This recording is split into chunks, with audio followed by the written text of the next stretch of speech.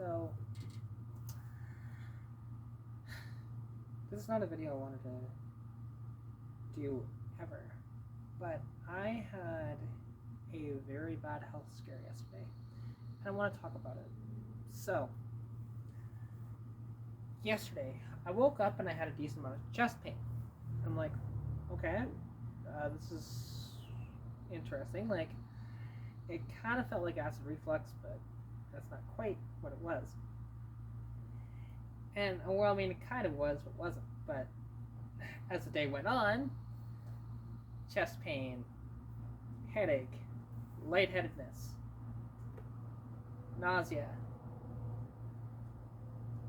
numbness in the left arm, tingling in the fingers. What does that remind you of? Well, it's all the symptoms of a heart attack. So I thought I was having a heart attack. It turns out there was nothing wrong with my heart at all.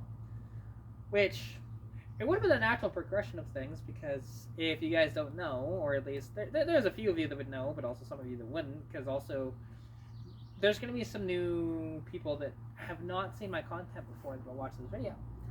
But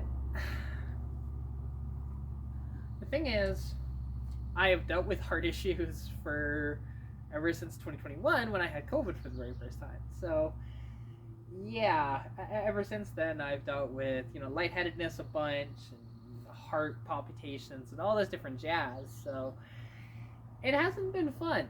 But it's the further away I get away from it, the better I felt about some of these symptoms. Oh, go away. Sorry, bugs flying around and stuff. But yeah, anyways, flash forward to yesterday, and I drive myself to the hospital, which wasn't in the truck, wasn't in Stitch.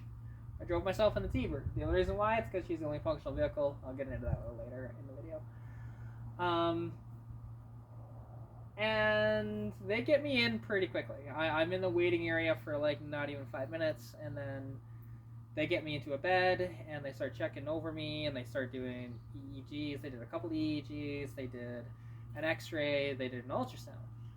And what they found is that I have a hole in my right lung. And apparently it's from my asthma, which is interesting. I have bronchial asthma, which I don't typically talk about this very much, but my asthma is non-reversible. No matter what I do, I can't get rid of it, even if I take my inhaler every day, which now I'm back on an inhaler again because of this.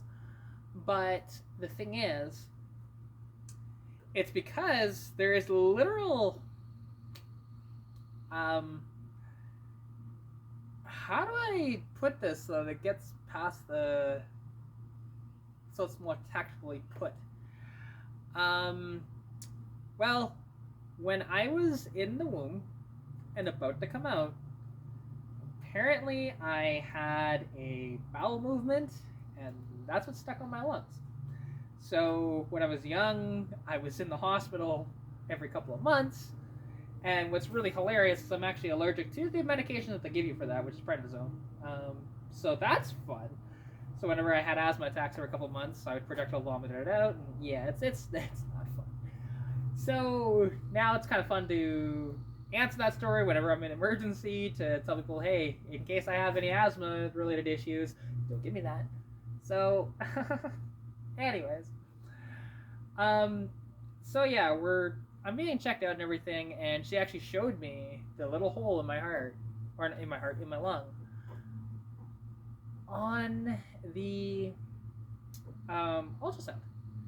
Because for the most part, you can see like the little pockets, and then there's like, which she described as like ants on a log, and you can see that. And then there's one area where there isn't like those ants on a log look, and that's where the hole was. It's not very big.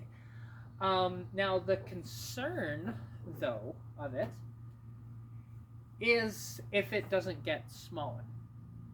If it gets larger, I will have to have a chest tube, like, for my lung. They might have to spray something for scarring onto it. This powder apparently that scars it and seals it up. But apparently they did that on my aunt number of years ago. This would have been like 30 years ago, 30 plus years ago. And she had lung issues after that. So, and that was my Auntie Beth. Now, unfortunately, I can't ask her about it because she died of breast cancer in 2005, I think that was. Long time ago, right? So I didn't really know her all that well. Because I only saw her like 2-3 times a year. Anyways, so it's one of these things. Okay, friggin' wasps and stuff, leave me alone. One thing about living out here, there's a lot of bugs and stuff. So, yeah, not gonna lie. I am scared out of my mind. I feel like I'm on the verge of a mental breakdown. And I don't know what to do about it. So I'm just trying to distract myself and stuff like that. So even talking about it, you can tell I'm getting emotional. And yeah, I don't know. And apparently, so I guess this sort of runs in the family, but and apparently the technical term for this is pneumothorax, which if you look up the definition, it's basically like there's an air pocket that happens because, again, like air is escaping my lung, and there's a little bit of fluid as well from that. And between the mixture of those two, it was giving me a lot of pain yesterday. I still get the pain, and oddly enough, even talking to you right now, I have a bit of chest pain. So that's fun, especially with my job, because my job is kind of to yell at people all day. If you don't know, I'm a dyno operator, and we go to different car shows with the dyno, and I am the dyno boss. What I say goes on the dyno. So as an example, when there is any potential problems, I'm the one to go to. If there is any issues when it comes to like even like telling the crew of what to do, anything like that, we figure it out. And also I yell out the dyno numbers to make it easier on John so that he doesn't have to walk back to the computer, and it speeds up our process a little bit. Because once the wheels stop turning, so the drive wheels, whether it's a rear wheel drive or front wheel drive, it's only a 2-wheel drive dyno, so no all wheel drives. Then I'll yell out, check the straps, right? But like a lot louder than that, obviously. I'm not gonna yell out because I don't even know if I can yell right now. I'm not even gonna try to. So yeah, it's freaking fun. So hopefully this doesn't jeopardize that. And apparently, because of my asthma, it's more like pneumothorax is more prevalent with people with asthma as opposed to anything else. Or if you have dealt with a lot of trauma, aka like a car crash or something like that, this can happen more. So yeah, that's my fun, right? But if you guys want a bit of an update on the fleet for any of you that come here for the cars and not my personal story, I get that. Because there's a lot of you that actually do care about me, and thank you guys so much for your heartfelt comments and messages and stuff like that to me. It has been incredible. I really can't thank you enough for that. But like, because truthfully, I wouldn't do this if I didn't have a good community like you guys. Through YouTube, TikTok, Instagram, even my Facebook, I was getting a bunch of stuff. Yeah, even on, like, I have a Discord server as well, which if you want to check that out, it'll be in the description below. I'm pretty sure it's there. I can't remember if I put it there or not, but I'm pretty sure it's there, so you can join the Discord. So we do in there. There's not a ton of us in there. There's like 70 or so, but we typically have good chats and whatever else about cars and whatever else, right? But yeah, so I just don't know what to do at the moment other than I'm just sitting and waiting. So as a result, like, I'm not pushing myself very much because of this, obviously. I haven't really been working on the cars all that much, but to be fair, there's not really much I can do until I get some parts. Like the truck, as an example, there's still the brake line issue, and either I get custom brake lines built for like $100, get longer studs for the wheel spacers that I have. That could work too. Or I was kind of hoping that I could potentially just get a sponsor with one of those like bolt-on, wheel spacer things and do it that way, but hasn't happened yet. So if you potentially want to sponsor that, feel free to email me. That'd be great. But beyond that, so right now the truck's in limbo because of that. Per the last video, again, I haven't touched it since. The only thing I've done is moved it. Because it's still drivable, technically.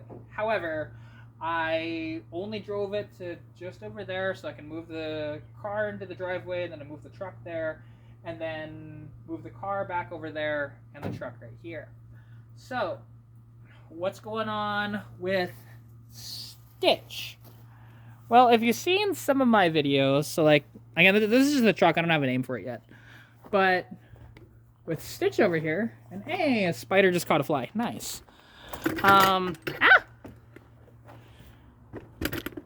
So underneath the hood of Stitch, I have been installing an oil catch can. So with trying to figure this out of exactly how I wanted to run things, I think I have it figured out. I might have to reverse the lines though, but beyond that, it is okay. Here, let me just take you off the stand really quick. And yeah, so you can see this is the in and that's the out. Now the in goes to the PCV and the out goes to there, but these might actually have to be reversed, to be honest.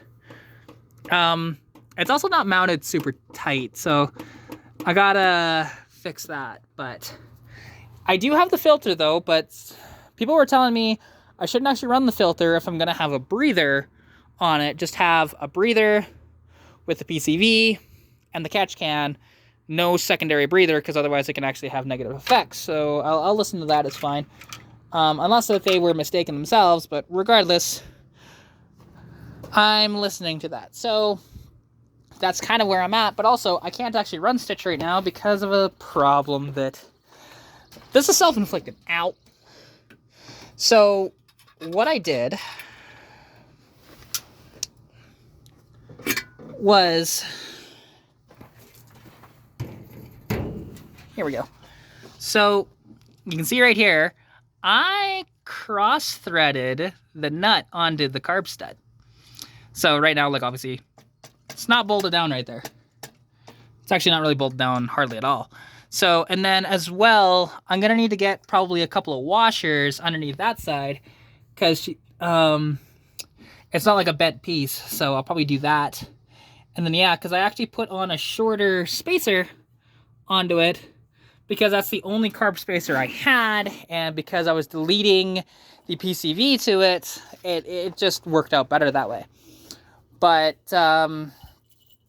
yeah, because something I did consider as well, because again, I don't know if this is better or not, but I do have a breather like this, but with a prong onto it, that I could put up here, and I have I have a couple of these gaskets around to make that work. So would that be better or not? Now, the reason why I've been installing this catch can, to stop the oil pushing out of the breather like that and out here, there's a reason why my engine is kind of covered in a bit of oil, is because of that. And it's because there was a fitting on the spacer that was causing I think it was the fitting, it was just a rubber fitting that was collapsing under vacuum, I believe. And that was causing a big issue. So now this catch can is just rectifying that. I've had this catch can for years. I just never installed it until now. So beyond that, that's kind of where I'm at with the two vehicles. The T-Bird is for sale still. Even though she's coming clutch a lot lately, because she's my only functional vehicle at the moment. Like I said, Stitch will be fixed tomorrow. I've got new carb studs coming in. But yeah, like the T-Bird, she's lovely. She has a for sale sign in the window, but I don't park it anywhere else yet to get more traffic to see it, because, well, I need to use it. Until Stitch is fixed, I need to use this. So, yeah. And then, or until the truck is fixed as well. But, so that's kind of where we're at with everything. Yeah. Sorry, let me just put you back on the stand here. And then we will... Oh, also, something else as well. Because, update on the car, because I haven't really talked about this too much.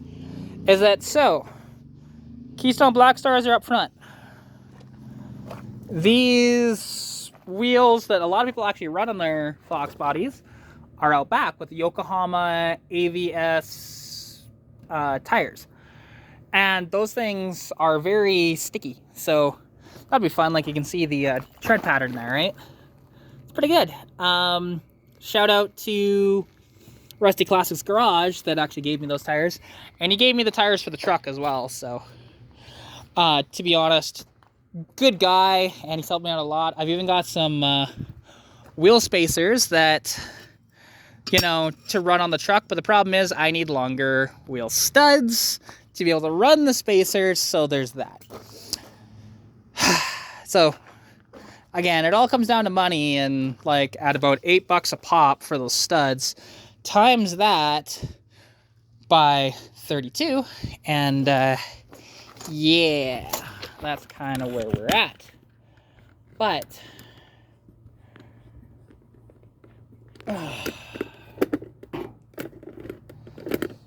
anyways, so sorry, this video is kind of all over the place, but I kind of wanted to, you know, go over. I was potentially going to make it 2 different videos, but obviously I didn't, with my health stuff and then with the car updates. But I am just, yeah, I'm kind of all over the place, and anyways, doesn't matter. So thank you guys so much for watching. If you did, please like, comment, subscribe, share with your friends, your family, your cat, your dog, whoever may enjoy this video. Anyways, take care of yourselves. Use the links in the description below to go to flashsharkracing.com and get 15% off with my discount code KAT15, and with Oxido as well. Oxido is amazing with like LED lights and stuff like that. Well, Flash Shark does like headers and cold air intakes, and take your pick. There's a lot. So yeah. Anyways, take care of yourselves. And if you feel that you need to, like, that you're having health issues and you need to go to the emergency room, please do. You know, I understand that there's actually a decent amount of Americans in here, and that costs a decent chunk of change to actually do that. But don't take your health for granted, right? Because it's easy to. I know I have for years. I've been battling a lot of shit for a long time, and I just push through it, and it's whatever. But this one's a little harder to push through, because yeah, as somebody who has difficulty breathing to begin with, and having this even worse. So yeah. Anyways, take care of yourselves, and I'll catch you in the next one. Peace out.